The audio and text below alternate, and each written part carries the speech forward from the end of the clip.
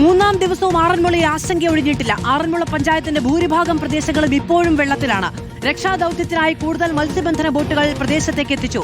ദുരന്ത സ്ഥലങ്ങളിൽ മന്ത്രിമാരായ AP അനിൽകുമാറും PC വിശ്വനാഥും സന്ദർശനം നടത്തി സ്ഥിതിഗതികൾ വിലയിരുത്തി.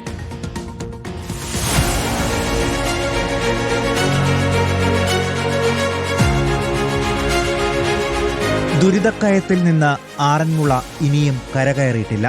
പമ്പാനദി ആറന്മുള ഭാഗത്തേക്ക് കരകവിഞ്ഞൊഴുകി വീണ്ടും ജനവാസ മേഖലയിലേക്കെത്തി. രാവിലെ വെള്ളമിറങ്ങിയെന്ന് ആശ്വസിച്ചവർക്കിടയിലേക്ക് വീണ്ടും പ്രളയജലമെത്തിയതോടെ ദുരിതം ഇരട്ടിയായി. മിക്ക വീടുകളിലും ചില വീടുകളിൽ നിന്നൊന്നും ഒഴിയുന്നൊന്നുമില്ല. അവരെ 2 നിലയിലാക്കി ഞങ്ങൾ നിർത്തിയിരിക്കണം. വീട്ടുകാർ കുറച്ചുകൂടെ സഹകരിക്കണം. കാരണം എത്ര നിമിഷ നേരം കൊണ്ടാണ് വെള്ളം കയറുന്നത്. വനമേഖലകളിലെ ശക്തമായ മഴയും മൂഴിയാർ ഡാം തുറന്നതുമാണ് പമ്പാനദിയിലെ ജലനിരപ്പ് വീണ്ടും ഉയരാൻ കാരണമായത്. വെള്ളം കയറി ഇരുനില വീടുകളിൽ ഉൾപ്പെടെ കുടുങ്ങിക്കിടക്കുന്നവരെ ദുരിതാശ്വാസ ക്യാമ്പുകളിലേക്ക് മാറ്റുന്നുണ്ട്.